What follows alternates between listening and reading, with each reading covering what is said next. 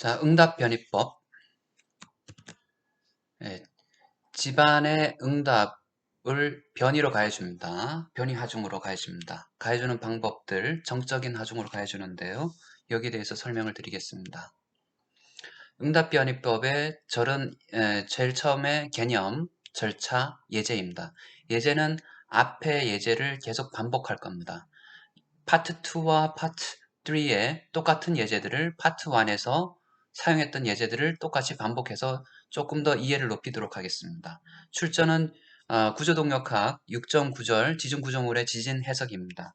유튜브라든가 혹은 홈피에서 자료를 다운로딩 받을 수가 있습니다.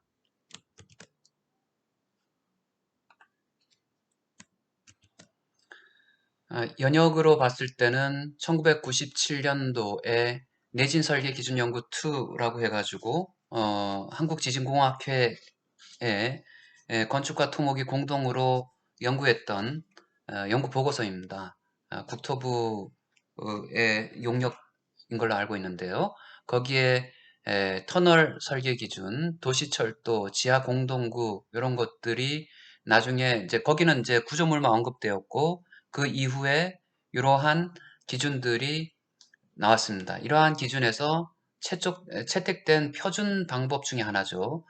처음에 이것이 나왔을 때는 저도 깜짝 놀랐는데요. 일본 거를 그 당시에 이제 뺏긴 건데 이 사용된 응답변이법은 1974년도 조금 더 20년 전이죠. 일본 도로협회에서 어, 그 지중해 묻힌 석유 파이프라인의 내진 설계를 위해서 소개돼 가지고 일본에서 혹은 우리나라에서 널리 사용되는 지진 해석법의 일종입니다. 개념은 다음과 같습니다. 설명을 구조동력학 책을 스크린 캡처했는데요. 지중구조물은 지반과 공기가 아니라 집안에 접해 있으므로 지진 시 지중구조물의 응답은 지상구조물하고는 고유주기에 주로 영향을 받는 지중구조물하고 달리 예, 달리 원래 지상구조물은 구조물의 고유주기에 영향을 받는다라고 하고요. 에, 지상구조물은 공기보다 상대적으로 중량이 매우 크기 때문에 지진 시 구조물의 관성력이란 것은 F equal M 곱하기 A라고 해서 관성력, 지진 가속도에 영향을 많이 받는다고요. 하지만 지상 구조물과 달리 지중 구조물은 내부가 비어있는 상태가 많고요. 중공인 상태, 가운데가 비어있다는 얘기죠. 공기.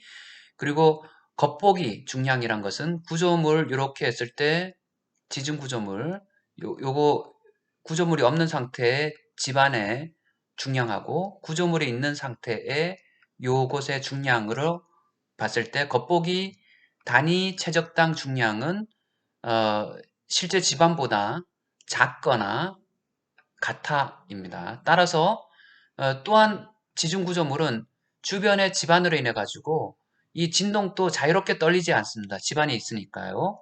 그래서 감쇄도 매우 크고요. 거동도 주변 집안의 거동과 매우 유사하다. 예. 따라서 지중구조물의 경우는 지상구조물과 달리 관성력보다는 주변 집안에서 발생하는 집안의 상대 변이에 영향을 받는다. 운동방정식으로 보면은 관성력 MA 플러스 KU equal F인데 이것의 영향을 덜 받고 요것의 변이의 영향을 주로 받는다입니다. 다음 페이지는 이제 응답 변이법의 이제 변이가 어떠한 상태인가를 나타내는 바입니다. 지진 시 구조물의 이렇게 응답은 다음과 같습니다. 이게 최종적인 상태입니다. 최종적인 상태. 구조물의 변이에서 델타 S라고 나타낸 스트럭처. 그럼 델타 S 이러한 변이가 생겼는데 변이가 생겨가지고 정적인 상태니까요. 정적인 하중을 가해줘서 이러한 상태를 만들었다고 합시다. 그러면 이러한 상태에서 찌그러진 상태에서 멈춰 있잖아요. 멈춰 있다고 해가지고 꼭 흔들린다고 하중을 받는 게 아니라 멈춰 있지만은 정역학에서는 고요할 정자잖아요. 멈춰 있지만은 하중을 엄청나게 내부적으로 받고 있다. 무슨 얘기냐면은 양쪽에 줄다리기를 하고 있는데요. 힘이 센 쪽이 힘이 많이 들면 많이수록 많이 찌그러집니다. 하지만 딱 멈춰 있으면은 하중을 서로 안 받고 있는 게 아니라 둘 다 하중을 부재력을 받고 있는 상태다. 이 상태에서 찌그러진 상태에서 가만히 있지만은 정적인 평형 상태이지만은 변형이 발생한 상태이지만 힘의 평형을 이루고 있고 움직이지는 않지만은 그 내력으로 저울을 갖다 놓고 보면은 힘이 이렇게 힘을 지금 열심히 받고 있구나. 움직이지는 않지만은 힘을 열나게 받고 있구나 라는 걸 알고 있습니다. 이 변형이 커지면 커질수록 구조물의 변형이 커지면 커질수록 이 내부적으로 엄청난 지금 고생하고 있구나, 힘을 많이 받고 있구나 라는 것을 알 수 있습니다. 그러면은 이 델타 S를 구하는 것이 최종적인 목적입니다. 이러한 변형이 발생하도록 하중을 가해주고 혹은 변이를 가해줘가지고 이러한 변이가 발생한 상태에서의 부재력을 구하는 것이 응답변이법입니다. 그러면은 원래 이제 개념상으로 보면은 원래 자유장 집안이란 것은 부지응답인데요. 구조물이 없는 상태, 이렇게 대시드 점선으로 나타내는데요. 점선으로 나타냈을 때 구조물이 없는 상태에서 집안을 이렇게 흔들어주면은 그 집안이 이렇게 흔들립니다. 이렇게 흔들려가지고 이때 운동을 델타 F, 프리필드, 자유장에서의 응답이라고 합니다. 그런데 실질적으로 구조물이 만약에 있고 구조물이 들어갈 자리에 흙을 버렸다라고 하면은 공동 가운데 구멍이 생긴 경우에서 지진을 흔들어줬다 하면은 일대의 변이는 델타 C라고 합니다. 캐비티, 케이브 이런 식이죠. 그러면은 실질적으로 이 형상하고 델타 F랑 델타 C는 서로 다르다. 같아지려면은 델타 C에다가 뭔가 추가적인 변이를 더 더해줘야 된다라고 합니다. 그죠?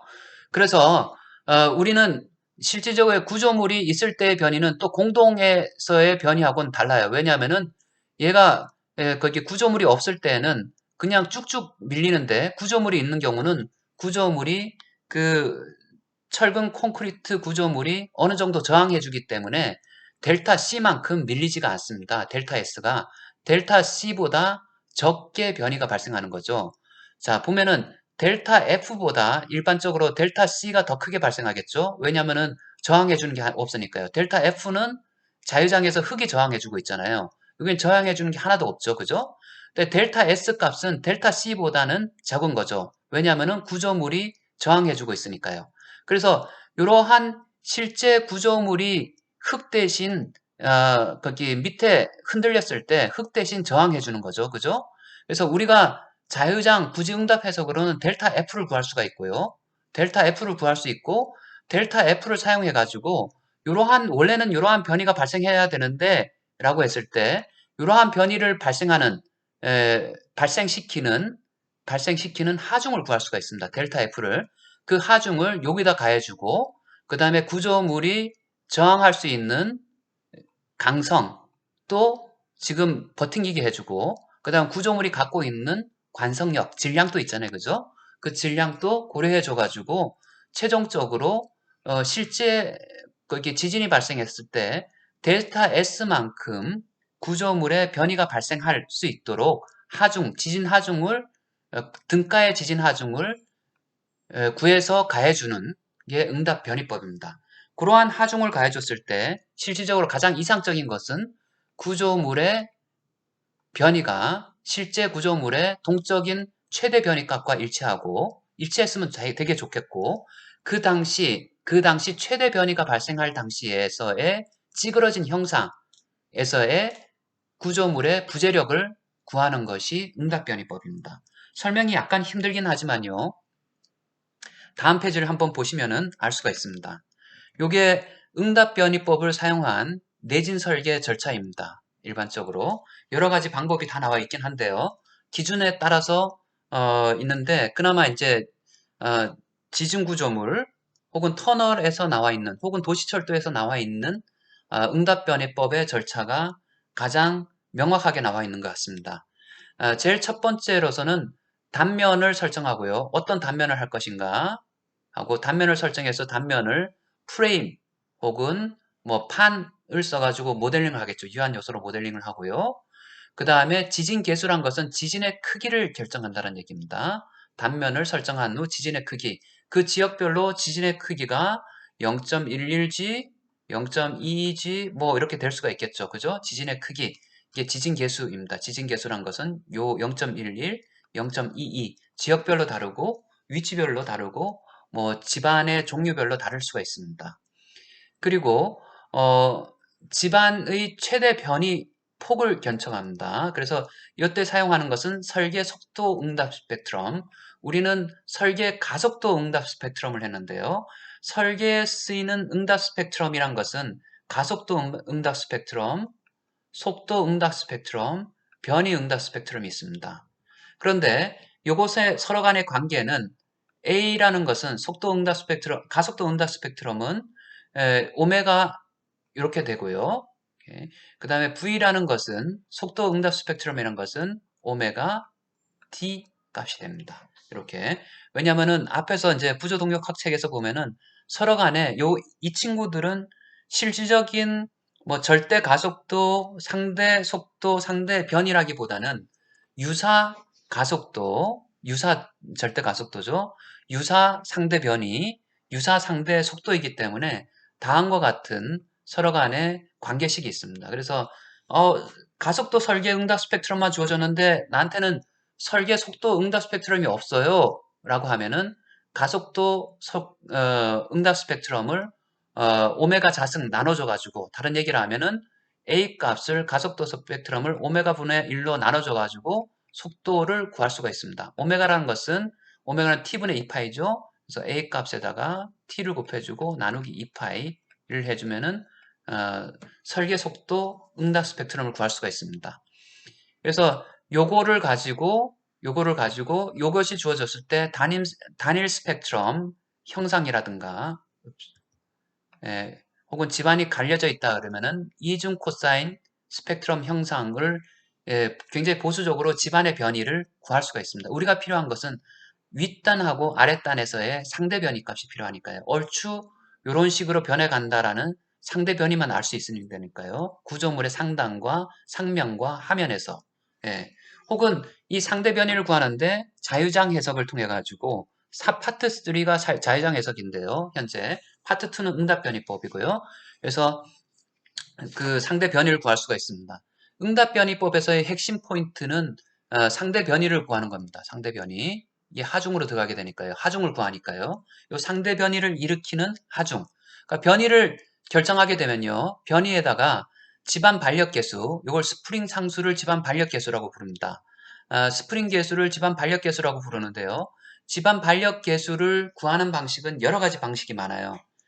유한 요소를 사용해서 구할 수도 있고요. 설계 기준마다 경험식으로 구할 수가 있습니다. 그래서 굉장히 불확실성이 기준별로 혹은 유한 요소 모델링 하는 방법별로 굉장히 불확실성이 큰데요.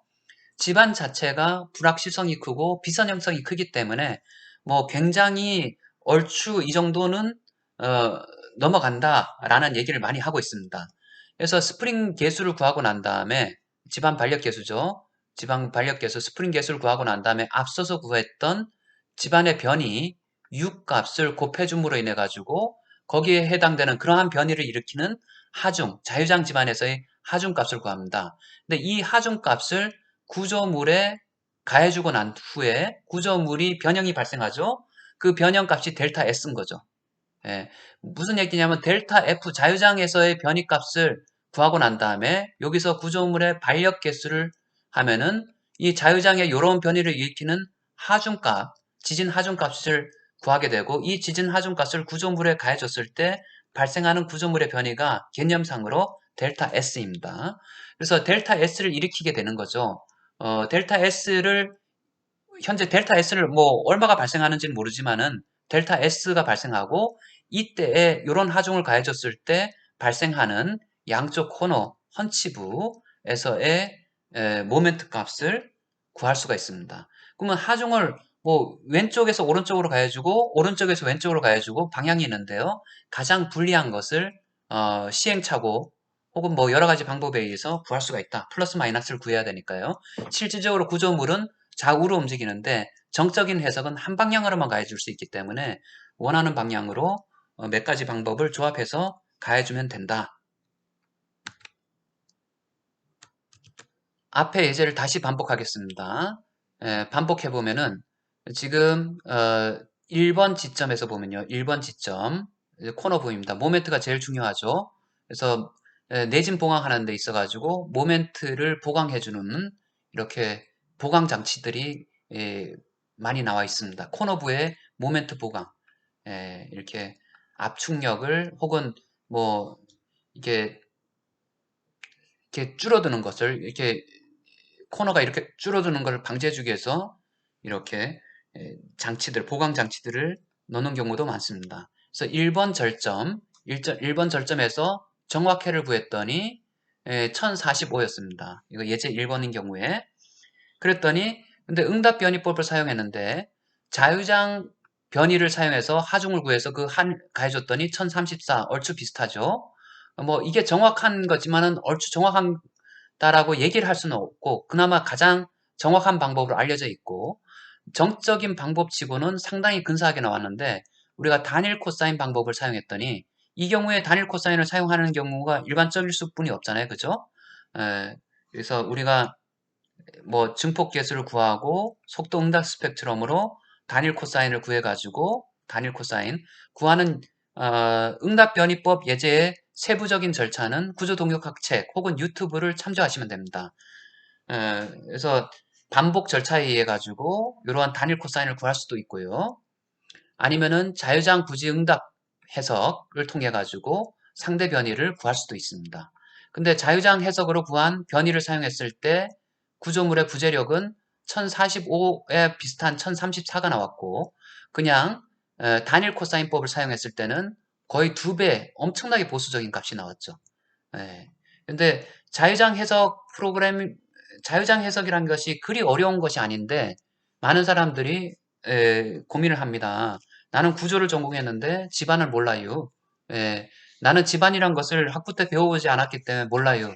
라고 생각하는데 그러지 마시고 그냥 가장 간단한 초등학생 혹은 중학생의 마음으로 그냥 순수하게 접근하셨으면 좋을 것 같습니다. 합리적으로 그냥 눈에 보이는 대로 수식에 현혹되지 않게 접근하셨으면 좋을 것 같아요. 그렇게 어렵지 않습니다. 그래서 3장의 파트 3에 또 자유장 해석 프로그램 또 있습니다. 이렇게 넣었고요. 구조 시스템 연구실 홈페이지에서 다운로딩 받을 수 있게 매뉴얼 또 예제도 들어가 있습니다. 계속 기술은 진보해야 되는 거고 과거에 머물러 있으면 안 됩니다. 단가가 계속 떨어집니다. 두 번째 예제도 마찬가지입니다. 정밀 해석을 통하니까 930 지방구조물 상호작용해서 굉장히 고급스러운 칼입니다. 응답 변이법을 했을 때 자유장 해석을 썼을 때는 912 그 다음에 단일 코사인 방법을 사용했을 때는 1584 근데 응답 변이법을 사용했을 때 이게 보수적이지 않지 않느냐 라고 얘기를 할 수 있는데요. 우리가 공학적인 의미에서 워낙 집안의 불확실성이 큰 만큼 안전계수도 굉장히 큽니다. 그래서 이 정도는 say yes라고 할 수 있는 우리가 스토리텔링이 돼야 되지 않겠나라고 생각을 합니다.